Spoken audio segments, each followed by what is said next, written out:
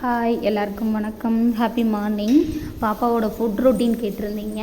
So அந்த food routine தான் morning மட்டும்தான் எடுத்தது. இன்னும் ஆஃப்டர்நூனும் நைட்டும் எடுக்கலை. ஸோ மார்னிங் ஃபுட் ரொட்டீன் என்ன அப்படின்னா, காலையில் எந்திரிச்சோடனே பால் தான் கொடுப்பேன். பசும்பால் தான் குடிப்பேன். எப்போது 1 இயருக்கு மேலே 1.5 இயர் எப்போ பால் குடி மறக்கடிச்சனோ அதுக்கப்புறமே ஃபுல்லாமே பசும்பால் தான் கொடுக்க ஆரம்பித்தேன். 1.5 வயசுலேருந்தே பசும்பால் கொடுத்துட்டேன். இப்போ பாப்பாவுக்கு 2 வயசு ஆயிடுச்சு.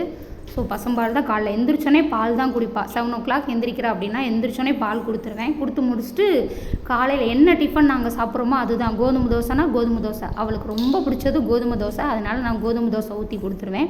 அப்படி இல்லை அப்படின்னா டெய்லி இதுவே இருக்குமானா இல்லை, கண்டிப்பாக ஒரு நாளைக்கு அரிசி தோசை, ஒரு நாளைக்கு நான் 1.5 வயசு வரைக்குமே ராகி கூழ் கொடுத்தேன். ஆனால் இப்போ அப்படி இல்லை. நான் கொஞ்ச நாளாகவே 1.5 வயசுக்கு அப்புறமே நாங்கள் என்ன சாப்பிட்றோமோ அதுதான் அவளுக்கும் கொடுக்குறேன், அதுதான் அவளுக்கும் கொடுப்பேன்.